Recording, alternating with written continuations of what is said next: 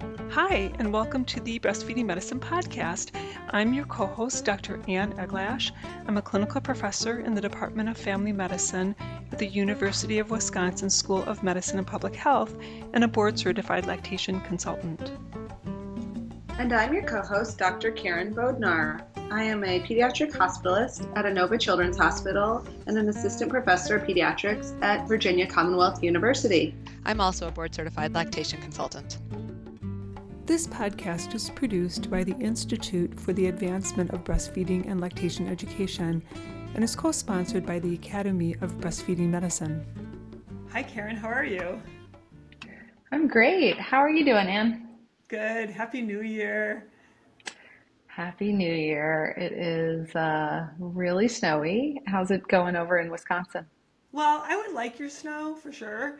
But what I'm most excited about is all of the new research that's going to come out in 2025. In fact, it's a good way for me to just ignore the cold and entertain myself with other things. So, yeah. So I actually want to start. I want to share with you an article about bone density and the use of vitamin D during lactation.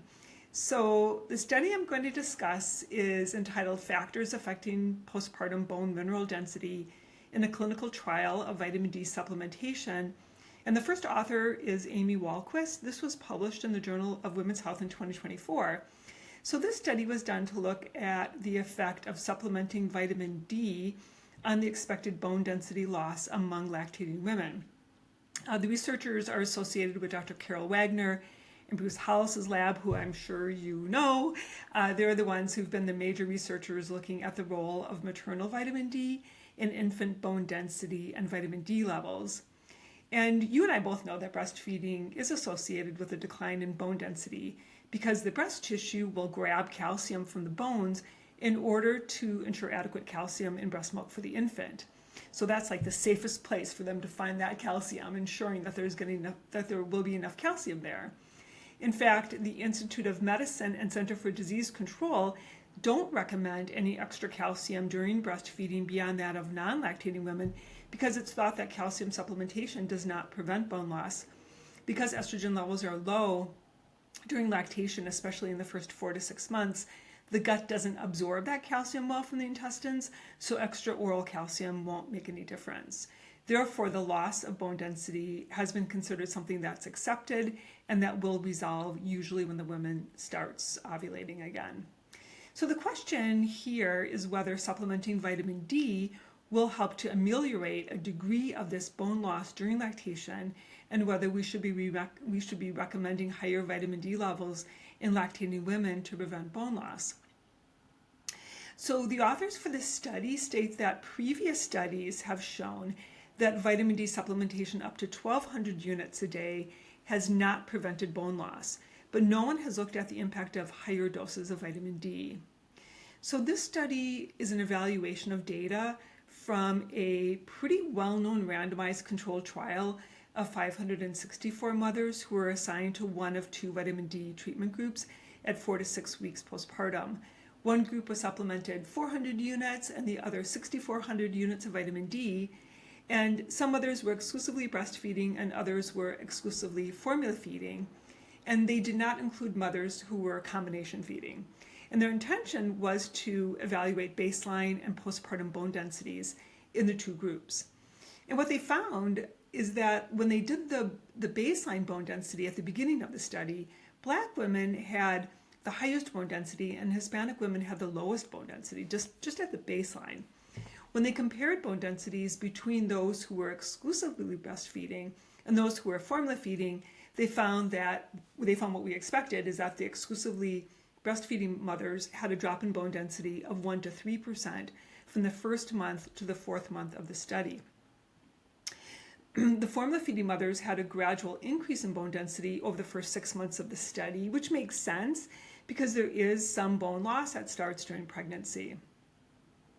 In essence, across the 6-month study, when they compare exclusively formula feeding mothers to exclusively breastfeeding mothers, there was a greater bone density loss in all breastfeeding mothers, regardless of their ethnicity and race. And they found that physical activity, interestingly, was a little protective because it is associated with higher hip bone density in breastfeeding women. They also demonstrated that the higher dose of vitamin D supplementation protected from hip bone density loss in exclusively breastfeeding mothers, but not in the other bone density sites measured. And most of the bone density loss tends to be in the spine anyway. So then the question is, what about women who had low vitamin D levels at the onset of the study? Did the higher dose vitamin D make a difference?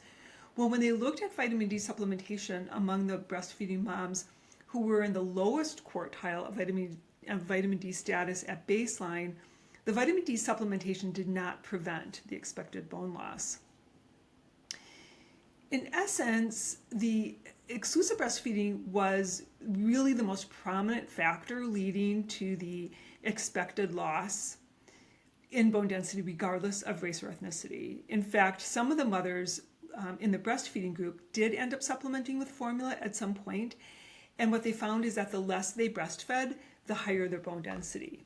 So the amount of bone loss that happens during lactation is directly related to the intensity of lactation, which means that if someone is providing breast milk for twins or triplets, they're going to have even greater bone loss. Among the exclusively breastfeeding mothers in the study, higher dose vitamin D supplementation was associated with higher hip bone density at the 4th and 7 months postpartum, but in general, the high dose vitamin D during lactation did not prevent bone loss that occurs during lactation. So I think this answers the question about whether we should recommend high dose vitamin D early postpartum for breastfeeding mothers to prevent bone loss, and the answer is no, based on this study. Wow. I mean, I think it's just nice when we actually have studies that are straightforward and seem to give us an answer to a question. Yeah, I think it's interesting. Like when you look at the prenatal vitamin D levels, the prenatal vitamins, the amount of vitamin D in the prenatal vitamins is 400 units, which I scratch my head at because I don't recommend 400 units to anyone. I mean, I usually will recommend just as a family Newborns. doctor, 2,000 units. And so I don't know why it's 400 units, why it's so low in the prenatal vitamins. And then the postnatal vitamins are 2,000 units. And the question is, what's the value of the 2,000 units? Well, just for one's own endogenous vitamin D levels, it makes sense to have 2,000 units just for one's own health. Anyway, I just wanted to mention that I usually recommend, I guess I almost feel like the postnatal vitamin should be used prenatally just to get that higher vitamin D amount. But giving a lot more vitamin D is not going to prevent the bone loss, basically. So the bone loss that happens during lactation tends to stop, and actually the bone density starts to pick back up again once people get their periods, even if they're still lactating. So a lot of women, and I don't know if we covered this on another podcast or I covered it somewhere else, but generally once women are breastfeeding toddlers and they typically have had their period back, their bone density is pretty much the same as people who formula feed. Yeah, we've talked about it. And also, I think the thing that we come up or that we mention every time this topic comes up is this idea that while you are lactating and your estrogen is suppressed, that hormone impacts our gut absorption of calcium. And so, this idea that is out there on the internet that people should take magnesium and calcium to increase milk production during their period does not make a ton of sense. Exactly. Yeah, I've never like noticed that to be helpful at all. Right. And so I think there's also this question of like if someone needs to be dairy free because their infant has dairy sensitivity for whatever reason, do they need to be concerned about the amount of calcium in their diet? And quite honestly, it's probably not going to make a big difference. Like they should have some calcium, right? And calcium is in a lot of foods anyway, but they don't need to like freak out about the fact that they're not drinking a ton of milk anymore because it's not going to get absorbed anyway. Yeah, Yeah. that's a pretty neat study. Thanks. Yeah. What do you have going on today? Well, I was actually really excited to see the publication of a study that came out in November in the Journal of Human Lactation, which was titled Flange Size Matters, a comparative study of the Flange Fits Guide versus traditional sizing methods. And the first author was Lisa Anders, who is a PhD nurse and lactation consultant in North Carolina. And the reason I was excited about this is because I actually saw one of the authors, not this past November, but a year prior, with the poster when this abstract was written. And I thought it was a really interesting concept. So the authors mentioned that, flanges are available in a wide variety of sizes, and there are inconsistencies in guidance provided by healthcare providers and pump manufacturers for parents who are choosing a size. There have been no studies comparing different methods of sizing in terms of comfort and milk output.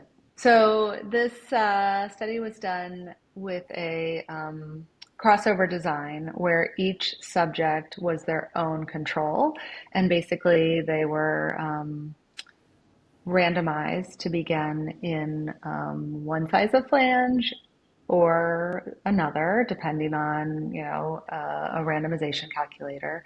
And the authors of the study essentially asked for people to volunteer, and they used two different methods to determine what size would be best, and had the participants use that size for a week and then switch to the other size.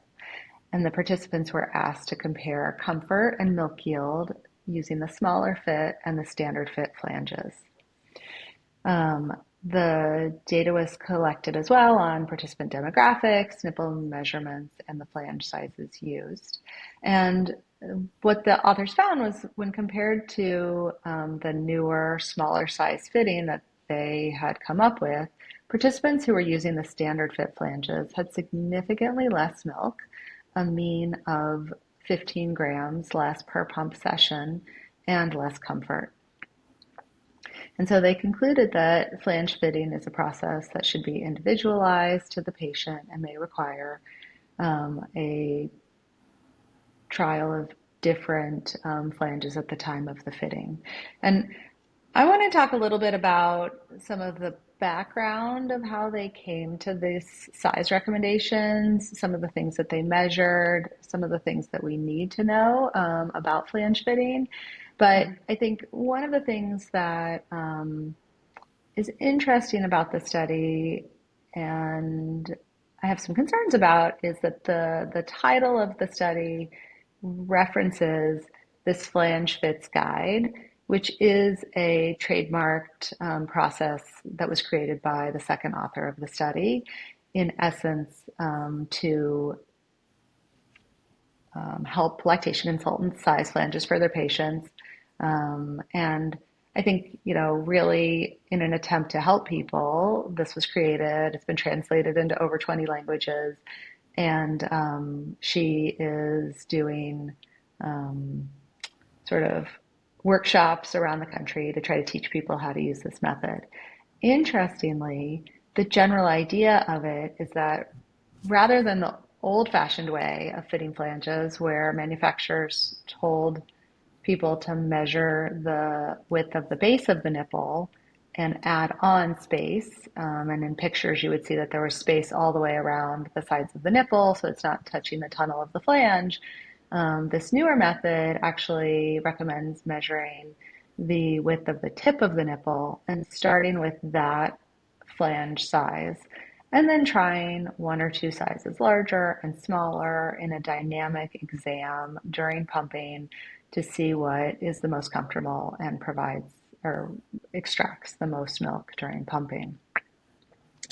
I think that for anybody who is interested in this topic, which is probably everybody in lactation, it is worth, it's a open access article, and it's worth going in and looking at some of the diagrams and the tables in this study, because I think that what's interesting is it was a small pilot study. There were only 36 participants, and the vast majority of them did have more milk and more comfort with the smaller size flanges, which is really a little bit mind blowing that it has taken this long for us to have such basic research on this topic. It just goes to show that research, there's just not a lot of funding. A lot of us are clinical. The researchers in lactation are not necessarily doing clinical lactation. So there's definitely a problem in terms of good clinical research in our field.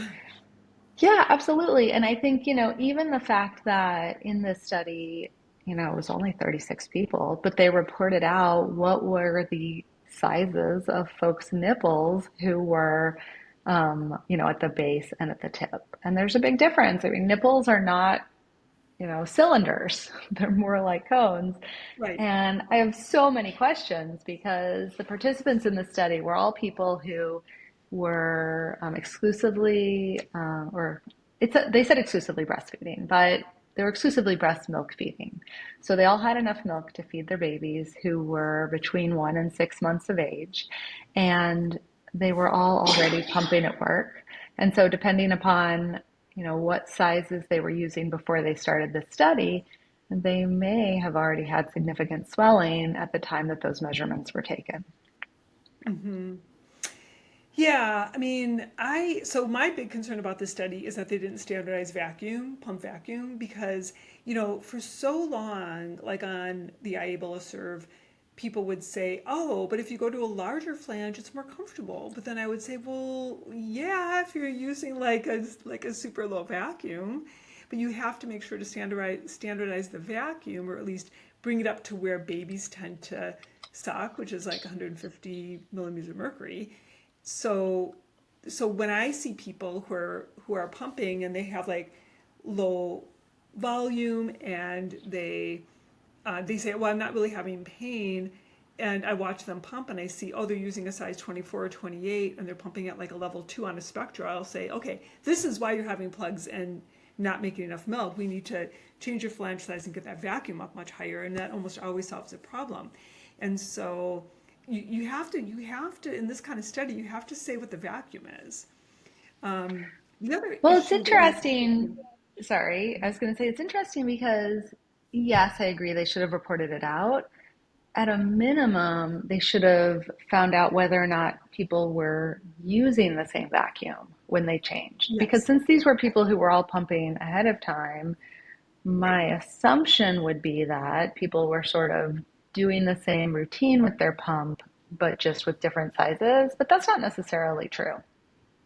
Right. Yeah. I mean, I think, what I find so often in my practice is that people will come in and they're using, again, like a 24 millimeter shield, and they're pumping with a spectra at, let's say, a level 3. And then I give them a size 17, which is more appropriate for that person. And then they can then, get up to level 6 on their spectrum. I'm like, oh my gosh, look at the sprays. Oh my goodness, And so, yeah, if they're not reporting vacuum, and whether the vacuum's the same for the two different sizes, then I don't see how we can really use this information very well. I definitely would take it with a grain of salt. So let me ask you, do you use the tip of the nipple when you, Yes, or do you I use one of do. those sizes? You start with the tip. And do you sometimes Mhm. find that you have to go up on the size after starting at the tip? I find that sometimes I have to go one up or down. I sometimes go down. And what's really fascinating to me is that so many people who we size down, they then have to size smaller again at the end of that week, and possibly again at the end of the following week, because many people who are using standard size flanges have a lot of nipple edema. And when you aren't, vacuuming the nipple up into, because it'll expand to fit whatever tunnel it's in, is what we find. And Yeah. so when that happens, I'm going to back up a step and say the authors of this study, at the end, they're like, this works, but we don't really know why. And I always think of you in my head saying, like, what is the biological plausibility of this? And to me, my understanding of this situation comes with what I see in clinic, which is a ton of people who have serious edema of their nipple areolar complex, either in the early postpartum period just because of engorgement, or because they haven't been very effective with milk removal. And the breast is a organ that makes fluid. If you don't get it out, it leaks out into the fat and it becomes this chronic engorgement. And the nipple itself is a little bit like a compartment. And, people who aren't physicians aren't necessarily familiar with compartment syndrome, but it's this idea that you've got an enclosed space in your body, and if you have extra fluid in that space, it is going to crush the tissues. And so if people are vacuuming more fluid down into the nipple, it can then compress the ducts and make it really hard for milk to come out. And what I see in clinic when I hand express is there are people who have some very tiny little thin sprays on hand expression because and it's like, the ones on the periphery. And then after a few minutes of hand expression, they get wider, the sprays are more robust, and the areola feels much softer and easier to compress once that edema has sort of been pushed back. And so then when we put them into a smaller size, the nipples tends to stay small instead of getting vacuumed back big again. It's really interesting. I mean, it's never good to be interesting to the doctor. Well, I think that you might be seeing a little bit more of that than I do because our hospital staff will put them, will bring them down to a smaller size in the hospital, so they're not in that Do they situation. have sizes smaller than a 21 in your hospital? No, they'll start with a 21. No, they don't have anything smaller than a 21. Not for the hospitalized patients, but they will sometimes recommend, a 19 or 17 in the outpatient Because center in that clinic. in this study, just in the section on measuring the nipples, like they said, the most common in the smaller method that they used was a size 15. And I have measured people's nipples as small as 10 millimeters, Sure. and up to, I would say, very rarely I have seen someone who is bigger than a 24, but it's not very many people. Oh no, I do. I see people Um, who are 30s who are Most of the really, people who I see who are that big, it's not their native size. They've used a no, bigger size. these are women who have really large nipples. They have oral nipple disproportion, and Yeah, yeah. no, Yeah, no, there are a few, but I find a lot more on the smaller size. And it's really interesting because I think, well, what I was going to say is I worked really hard with our hospital system a few years ago to actually get them to start ordering smaller flanges. So we have in the NICU 15s, I think we have 13s. But it's fascinating because people just with the normal engorgement that people get in the first week postpartum, their nipples get bigger, even if they haven't been pumping. Like there's just so much fluid in the breast that things are getting stretched. And so it's a dynamic exam, and we need to be flexible and go up and down. And the other thing that I found that I think is sort of a mechanical explanation of why people are more comfortable going up a size when they have some swelling already is that there's this thing on the internet, which is this idea that people have elastic nipples and they're sort of stretching down the tube. But what I right, notice is the nipple and the areola are the same color. And so when the right, areola is getting pulled into the tunnel, you can't really tell that's what's happening. right, And so people don't understand that if the areola goes far enough into the tunnel, then the denser glandular tissue starts to plug into the end of the tunnel, and that really blocks the flow. right, right. And Yep, then that hurts. And so going up to right, a bigger size is more comfortable because you're not right. pinching the gland. Right. Yeah, I ask this simple question, especially if I'm talking to someone via telemed. I haven't met them yet. I'll say, "Do you feel like your nipple looks larger after you're done pumping?" And if they say yes, I'll say, "Yeah, you're using long size flange." I mean, that's a really good question. And I think most people don't like realize that's a problem. Yeah. And, even most lactation consultants don't realize that's a problem. Right. Yeah. I guess one thing too, I just want to mention about using the inserts. Like, I don't really find that the inserts to work very well because a lot of people, with their pumps, they're given a 21 or 24 millimeter shield, and the inserts will expand a little bit, towards the wall of that flange. So a 19 ends up being more of a 20 or 21 if it's put into a 24 millimeter shield. So I find it very interesting that people will come in and say, "Oh, I'm using a 19," and so I'll watch them pump with their 19. I'm like, "That does not look like a 19 to me. Let me grab some 19s," and I'll grab some 19s and I'll fit the person and say, "Oh yeah, this is clearly a much better fit than your 19 inserts. The 19 inserts just look stretched." So Well, and also it's really hard to see through the inserts. That drives me crazy. yes, Like, I want to see, yes, are there yeah, sprays? Are there drips? And, another question that can really, I think, is a tip off that people have been using a size that's too big is, when people say, oh, yeah, I pump for 20 minutes. And I say, well, how long does it take before you see sprays? And yes, if the answer is more than 2 minutes, they've probably got edema. And the real, like, often it's a very like, oh, I know your problem is when they say, well, this side starts immediately, but this one takes 10 yeah, minutes. right, There's swelling there that's in the way. yeah, yeah, yeah, definitely, yeah, that makes total So sense. Yeah, I think there's a lot of interesting things about this study that it's great that somebody is trying to start to do research. There are, of course, things that could be better, but I think I'm excited that this work is being done. And I often joke because I live so close to the NIH that I'm going to get all of my patients together to take all of their old 24 millimeter flanges and dump them on the lawn of the NIH and spell out, do better, so yeah, that they will be right. motivated to do more research into pumps and flanges because there's like, I don't know how many people doing this in the United States, and we've got such little Yeah, research.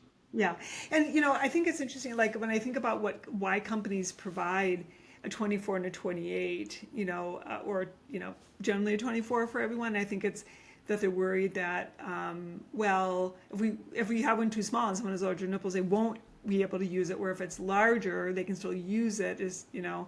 And so my patients ask me that all the time. Like, why are they giving these large flanges when they're not the right size?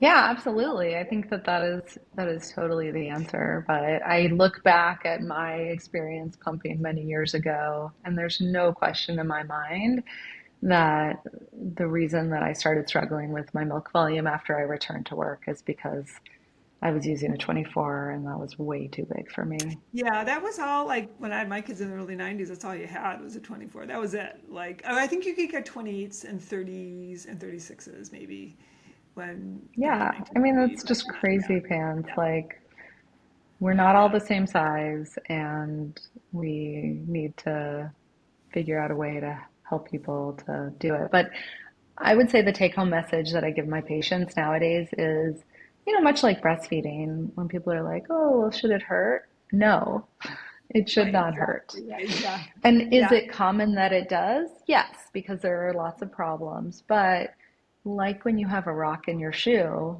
that's a sign from your body, that pain, like we need to do something about this. We need to right. change something. And Well, so, right, and the thing is, like, most machines come with manuals. So if it's not turning on, if it blows a fuse, if it does blah blah blah, here's the troubleshooting guide. But with these pumps, there's nothing about like if you have pain, here's some things to be thinking about, or if the milk's not flowing, here's some things to be thinking about. And so a lot of people will say to me, I never even thought about the flange size. I had no idea. I just thought, here's the pump, here's the flange, you just do it. And no one told me, that I need to be using something else. And so oh yeah, I it's have a the lot same of as all the people people. who say, how long do you pump? Well, I pump until the machine turns off at 30 Exactly. minutes. Yeah. Right. Ouch. Like, come Yeah. on. Yeah. Exactly. Yeah. No, we have a lot to do in terms of education and twisting the arms of these pump companies to do better in terms of in terms of like educating in their Well, and I will also say, well, hopefully some people listen to this later and I've got their attention. It is very easy to report to the FDA the any problems that people have. So every patient that comes into me that has pump trauma, I urge them to report it. If you just, Google FDA medical device reporting, you can find the form and fill it in. And that is a way for us to communicate that people are being injured by these devices and we need to do better. And we can do it ourselves, actually. We can, like I've done the adverse reporting for my patients too at times. Yes, there's so much to do. So much to do, yeah. Well, great talking to you, Karen. Thanks for sharing that research, and we'll see you again in about a month. Sounds great. Have a good Yeah. week. Bye. For questions regarding this podcast, please contact us through our website at lacted.org. We have other educational projects, including the Clinical Question of the Week, our Little Green Book of Breastfeeding Management for Physicians, and our various educational courses and conferences for physicians and other breastfeeding supporters. If you want to see what we look like, check out our Breastfeeding Medicine podcast Facebook page, where you can post any questions or comments about our podcasts. Thanks for listening, and we'll be back with you in about 4 weeks.